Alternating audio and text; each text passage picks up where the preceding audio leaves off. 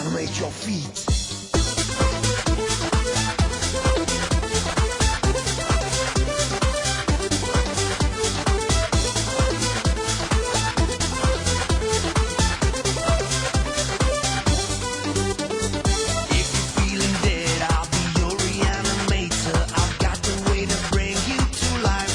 Bonjour à tous amis de l'angoisse, nous voici de retour sur la chaîne pour un top assez original. Ce ne sera pas un top 30, ni 40, ni 50, mais un top 66. Non pas pour 666, quoique... La référence sera en fait super sympathique. Ouais mais faudrait que je trouve 600 autres films. Non.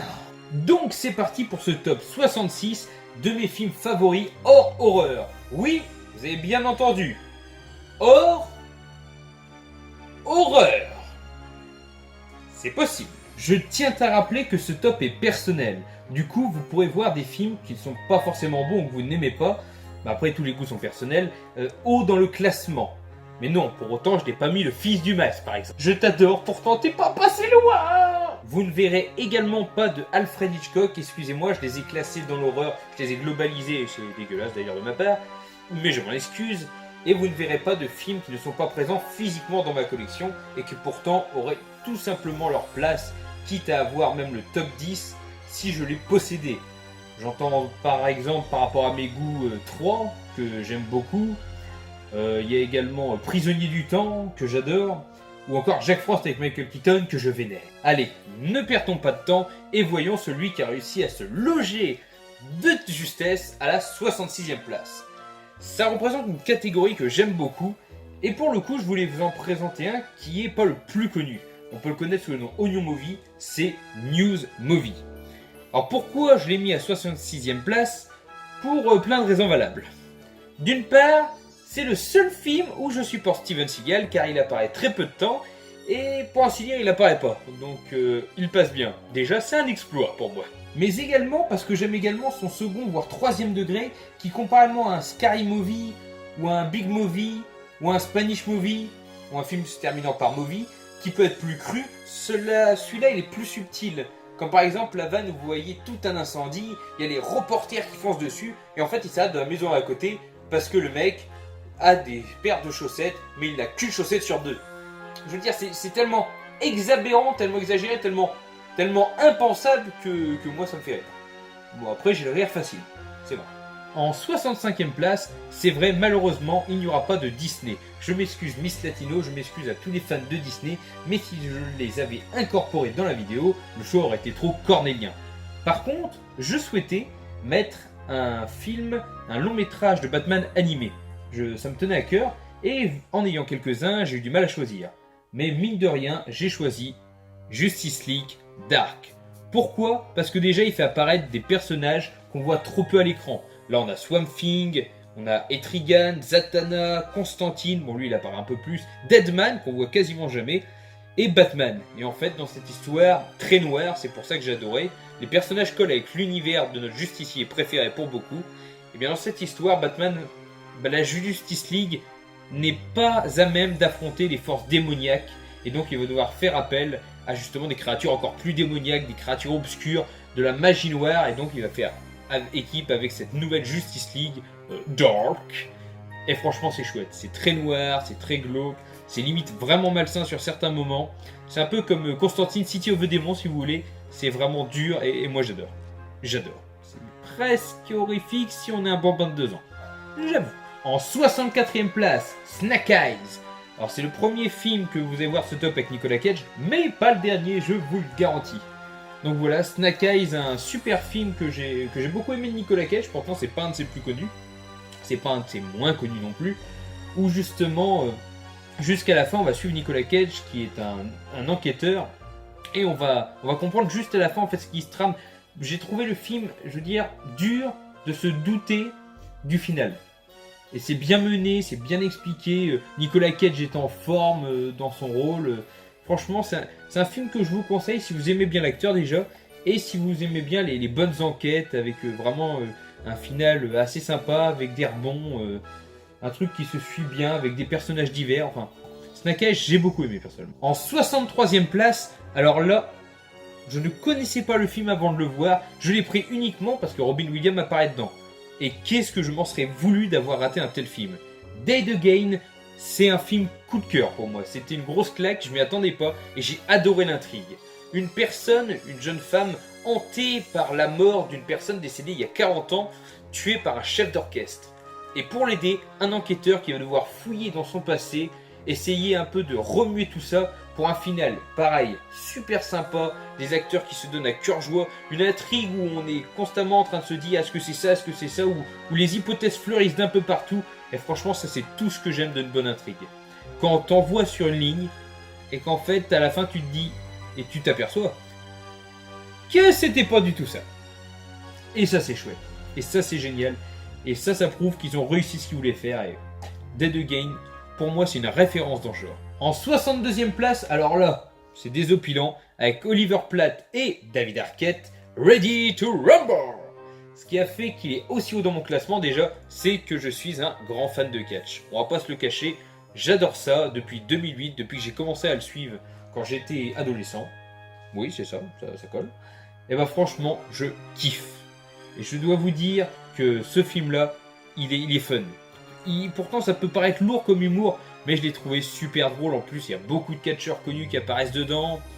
C'est deux jeunes qui vont essayer de voir leur idole, mais leur idole déchu, parce qu'il n'était pas aimé des autres catcheurs. Enfin, c'est très couillon, mais sur moi ça a fonctionné. Et c'est vrai que je pense que je suis peut-être une des rares chaînes, sans me vanter, et surtout peut-être que c'est parce que le film est nul aux yeux de 90% des gens, qui aura Ready to Rumble dans un top des films qu'il préfère. En 61e place, Joe Apartment.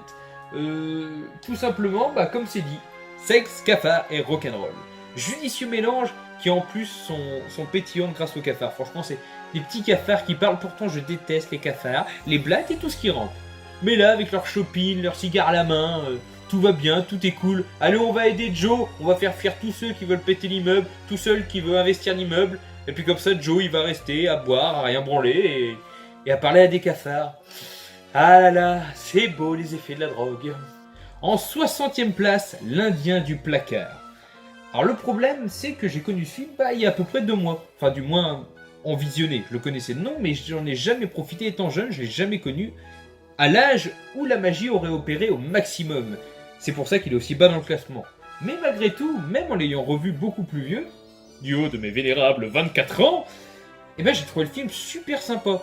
L'histoire est très touchante, l'acteur est très touchant, et ces petits bonhommes qui prennent vie, là, ce petit indien, ce petit cow-boy, sont vraiment tout cracounés, t'as envie de les câliner. Et en même temps, tu vois l'évolution autant du jeune homme qui essaye de vivre avec des gens plus petits, et ces gens plus petits d'une autre époque qui essayent de s'habituer à ce monde et à le comprendre et à échanger entre eux. Enfin, c'est une belle leçon de vie, c'est super touchant comme film. J'espère avoir des enfants juste pour avoir le plaisir de leur montrer ça. Un petit bijou. En 59e place, un film culte que je n'ai sûrement pas besoin de vous parler, et j'espère, c'est Soleil Vert. L'image parfaite d'un futur dystopique où la loi n'existe plus, où le côté les pauvres avec les pauvres, les riches avec les riches est exploité au maximum, et où la cruauté humaine n'a plus d'égal. Là, c'est survivre, rien à foutre des conséquences, rien à foutre de là où on peut en arriver pour. On bouffe les pauvres pour nourrir les riches. Malheureusement, au sens propre. Ah, le cannibalisme futuriste. Les joies d'un futur parfait. Votez pour ce film pour un monde meilleur. En 58e place, un film que m'avait trouvé mon frérot le Chapelier, j'ai mis Banlieue interdite.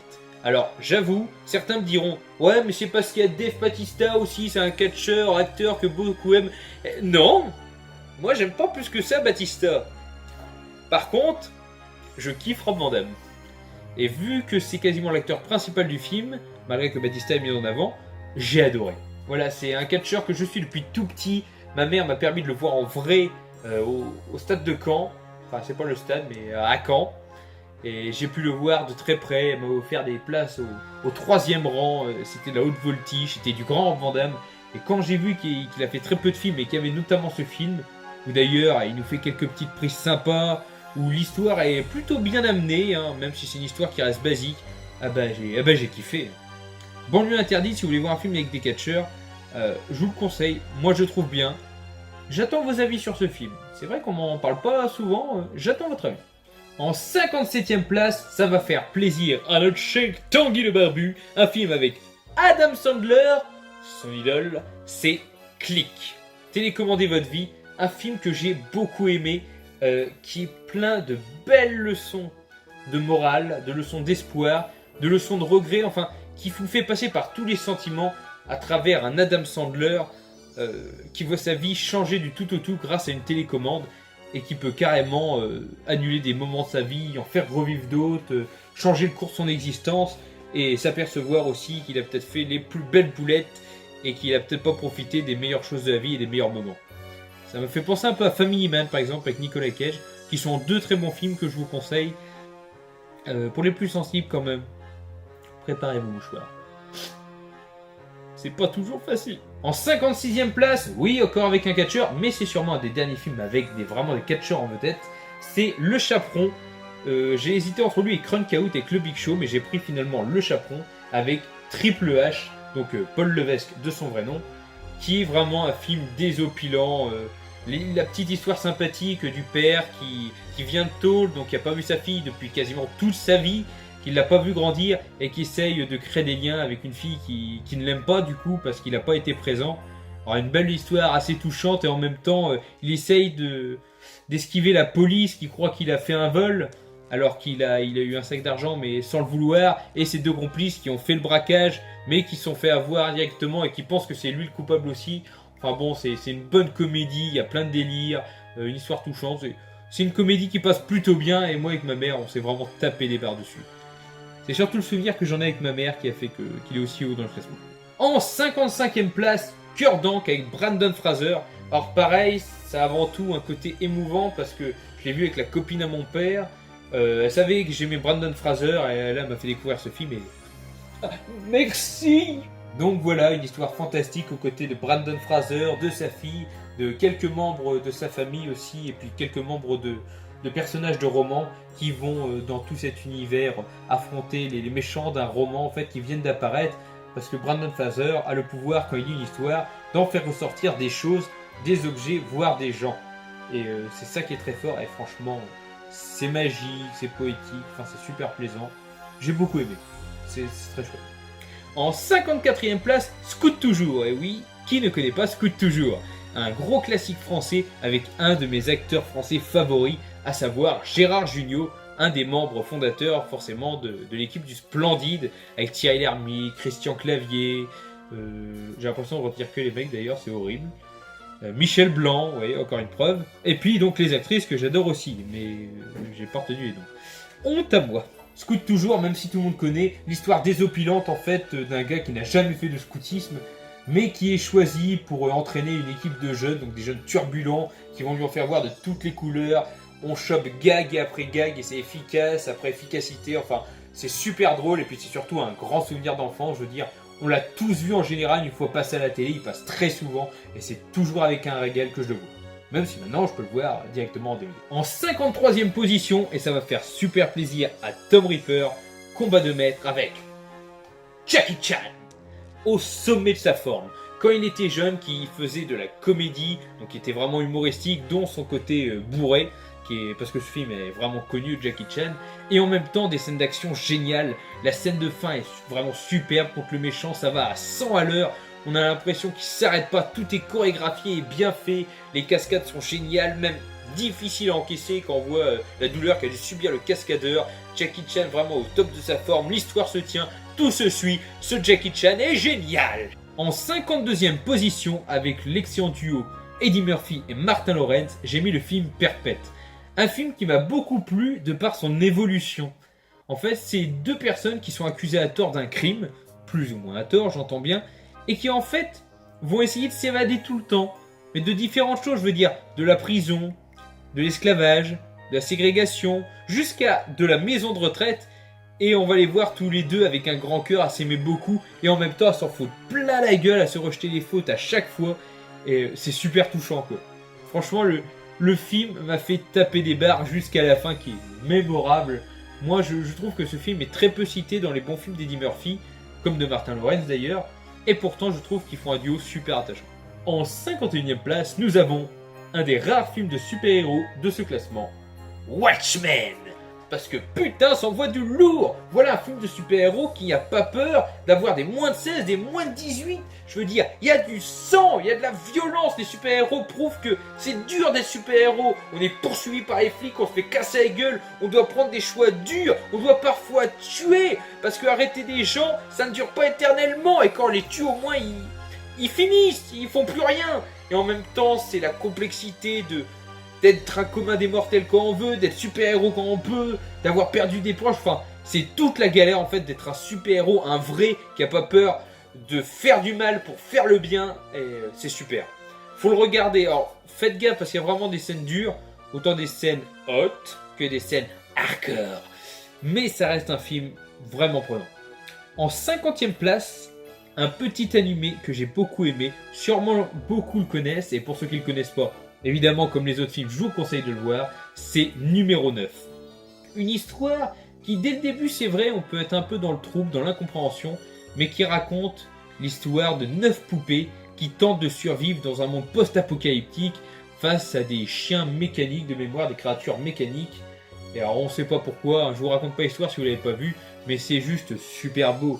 Ils sont super attachants alors qu'ils parlent pratiquement pas, qui se comprennent comme ils peuvent. Ils ont tous des personnalités bien distinctes et franchement, on subit la mort, on subit la vie, on subit le renouveau et on subit un final qui nous prouve que voilà, que il y a des choses qui survivront à l'homme et que l'homme s'autodétruit lui-même. C'est une jolie fin. En 49e place, et ça va faire plaisir à l'ami de ma mère, Denis, j'ai mis Beetlejuice, avec un trio d'acteurs génial et surtout dans le rôle de Beetlejuice, Michael Keaton, aka Batman, aka Birdman, aka putain que t'es bon quand tu joues un rôle. Histoire classique sur laquelle je ne vais pas m'attarder, un film culte de Tim Burton que tout le monde doit avoir vu au moins une fois, regardez Beetlejuice. En 58e place, un film beaucoup moins connu, c'est Nets. C'est mon père qui me l'a fait connaître et vraiment ce film est très dur. L'histoire d'un jeune homme qui a tout pour réussir, qui est un jeune homme brillant dans une école anglaise, qui a de bonnes notes, qui a de bons comportements, qui a de bonnes fréquentations, mais malheureusement il n'a pas une bonne famille, son frère est un vandale et il va tourner de plus en plus au fil de l'âge dans un côté extrêmement violent, extrêmement mauvais, avec un final assez perturbant. Là j'avoue que je suis resté sur ma faim, enfin pas sur ma faim mais je suis resté perplexe on va dire. Mais par contre, l'évolution de ce jeune homme de l'histoire, elle est terrible, quoi. Je veux dire, le mec qui va de tout en haut et qui tombe tout en bas, qui finit même avec des hallucinations, c'est l'équivalent d'un gars de Harvard qui finit dans le caniveau. Et c'est super bien mené. Et c'est dur. Et c'est net. En 57e place, avec un trio d'acteurs cultes, à savoir Nicolas Cage, Sean Connery, Ed Harris, j'ai nommé le moins non célèbre, Rock. Ou quand, pour arrêter des militaires fous installés dans une prison d'Alcatraz, faisons appel à quelqu'un qui est condamné, mais qui en même temps s'en est évadé, à savoir Sean Connery, aidé de Nicolas Cage, qui alors est un tout jeune, pas vraiment flic, un tout jeune chercheur, un tout jeune enquêteur. Ils vont faire un duo hors pair pour dévier les plans d'un Ed Harris peut-être pas si méchant, et de ces hommes de main qui par contre, eux le sont. En 56e place, un film de Wes Anderson, le seul qui a de ce classement, mais un que j'adore, avec une tripotée d'acteurs, beaucoup trop pour que je puisse vous dire tous les noms. J'ai nommé The Grand Budapest Hotel. Ce film, c'est vraiment un cas d'étude. On aime ou on n'aime pas, mais c'est rare d'avoir un entre-deux. C'est de l'humour, mais très spécial. C'est une flopée d'acteurs qu'on voit vraiment des fois de façon très courte. Et en même temps, c'est une histoire qui se suit, qui est agréable. Les personnages sont vraiment grand guignolesques. C'est vraiment magnifique. C'est un beau, c'est un grand, c'est un film de Wes Anderson. Alors là, vous allez me dire que ce film, soit vous le connaissez pas, soit vous le trouvez à chier. Et dans les deux cas, vous me direz sûrement pourquoi est-il aussi haut dans le classement. Et bien sûrement parce que pour moi, mine de rien, ça a été un énorme coup de cœur. Parce qu'il y a un casting de malade, il y a beaucoup d'acteurs que je trouve énormes, il y a des seconds couteaux que je trouve très bons, et c'est un film qui m'a beaucoup plu, c'est American Stories, chronique d'un prêteur sur gage, avec 3 histoires qui se rejoignent où au début il y a toujours une scénette animée comme un comic de BD, et on retrouve donc de bons acteurs, on trouve des acteurs comme Matt Dillon, Brandon Fraser, l'acteur qui joue Daryl dans Walking Dead, Elijah Wood, enfin bon, il y en a un paquet, Vincent D'Onofrio, Thomas Jane, Lucas, Norman Reedus, Paul Walker également qui est dedans. Donc voilà, c'est un film sous forme de plusieurs histoires. C'est très barré, c'est extrêmement violent certaines scènes.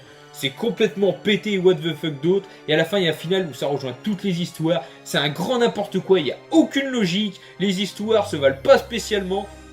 Mais j'adore. Je sais pas, bon, plus c'est con, mieux c'est pour moi. Je ne m'explique plus.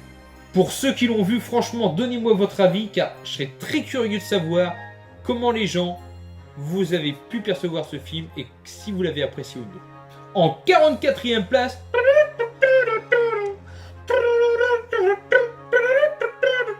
Ghostbusters. Ouais, parce que SOS Fantôme, ça fait moins bien dans la chanson. Film culte avec Bill Murray, Dan Aykroyd, que des bons acteurs. Et je sais pas comment vous le dire, quoi. Puis je kiffais le Bivanum Chamallow, ça aidait beaucoup. C'est un film culte, c'est un film génial, tout le monde l'a vu. Et il mérite largement sa place dans le classement, même si les films comme Men in Black n'y sont pas. Et pourtant j'ai bien aimé Men in Black. 43e place, non moins culte, de Tim Burton, Mars Attack. Sûrement le premier Burton que j'ai vu, ex aequo à mon avis avec l'étrange duel de Monsieur Jack. Mais j'ai adoré, c'est pété du casse, ces aliens avec un gros cerveau qui transforme les gens en squelettes de toutes les couleurs. On dirait un mouvement martien pour l'homosexualité. Vert, rouge, bleu. J'espère que personne n'a mal pris cette blague. Non, franchement, j'adore tout le monde, donc il n'y a pas de raison. C'est un film génial avec plein de bons acteurs. Il y a Glenn Close, Danny DeVito, Pierce Brosnan, Jack Nicholson. Il y a même Jack Black qui joue un tout petit rôle dans le film. Et c'est chouette, quoi. C'est vraiment cool. Tout est what the fuck, tout est barré, exagéré. Et elles n'exagèrent pas, par contre, en disant que c'est chouette. En 52e place, une petite histoire que j'ai trouvée très touchante. Et que j'ai mis là parce que, mine de rien, ça m'a fait pleurer. Et c'est pas souvent. S'il y avait des Disney, j'aurais largement mis Coco devant beaucoup de films. Mais j'ai pas mis Disney. Et bah pour compenser, j'ai mis un petit film qui m'a ému quand même. C'est Jack et la mécanique du cœur. Et oui, j'ai une poussière dans l'œil, mais ce n'est pas rien qu'à y penser, c'est parce qu'il y a trop de poussière. Putain de poussière! Jack et la mécanique du cœur. Un film touchant sur un jeune homme qui malheureusement a eu un cœur gelé à naissance et pour qu'il survive, on lui a mis une horloge. Mais cette horloge risque de dérailler si elle est touchée par une surdose de sentiments, de colère ou d'excitation ou de toute chose en fait qui ferait tourner l'horloge trop vite. Et malheureusement, chose qui m'arrivera un jour, j'espère. Même si j'ai une horloge, je préfère pas. Ce jeune homme va trouver le sentiment le plus fort, le plus violent et le plus meurtrier pour quelqu'un qui ne peut supporter un sentiment puissant. Il va trouver l'amour. Et c'est beau. 51e place, La Faille avec Anthony Hopkins. Alors voilà, c'est un thriller, mais je l'ai trouvé génial. En plus, il joue avec Ryan Gosling, qui est un acteur que j'ai pas vu beaucoup de films, mais je l'adore dans celui-là. C'est un meurtre qu'on ne cherche pas. D'office, on sait qui c'est qui a fait le meurtre, et même les flics le savent.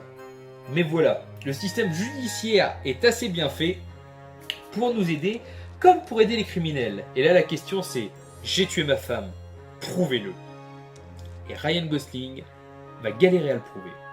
Vous regardez ce film, vous allez comprendre. La fin est intelligente, la fin est bien faite, c'est comme un policier réfléchi quand il fait une bonne enquête.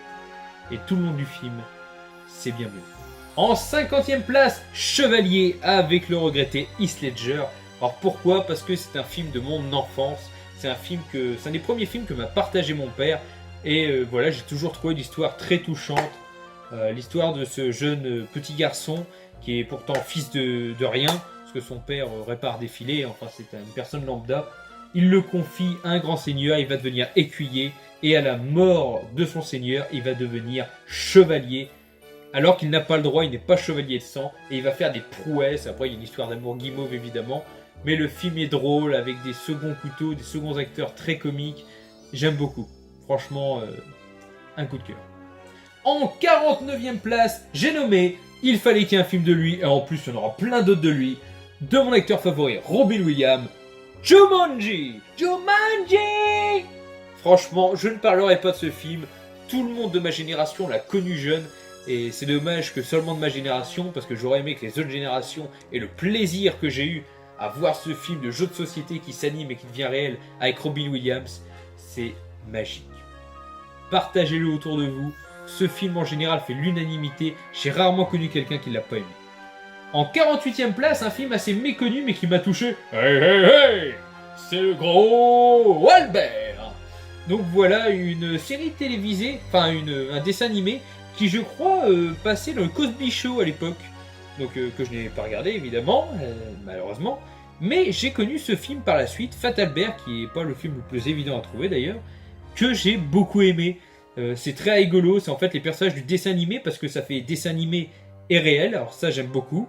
D'ailleurs si je le trouvais, car c'est un de mes films les plus coups de cœur de ma jeunesse, maudite moto, je regarderai et j'aurais mis dans mon classement Osmosis Jones. Si vous l'avez, je le prends. Je le cherche. Si vous savez où le trouver, je le prends. Je prends Osmosis Jones. Sans hésiter. Mais revenons à nos moutons. En fait, le gros Albert va donc voir quelqu'un pleurer devant son émission à la télé et va arriver dans le monde réel. Malheureusement, ce ne sont que des personnages de dessin animé et ils vont commencer à s'effacer, à disparaître.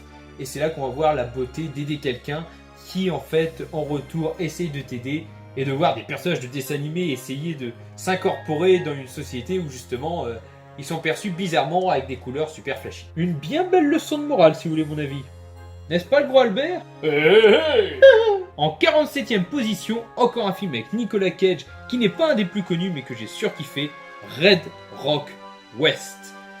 Un film qui en fait est un énorme quiproquo. Nicolas Cage cherche du travail, on lui a dit qu'à un endroit où elle est, il rencontre un certain Michael, je crois. Oui, c'est ça, Michael, qui lui propose de tuer sa femme pour 5000 $, le prenant pour un tueur à gages. Mais c'est pas le cas.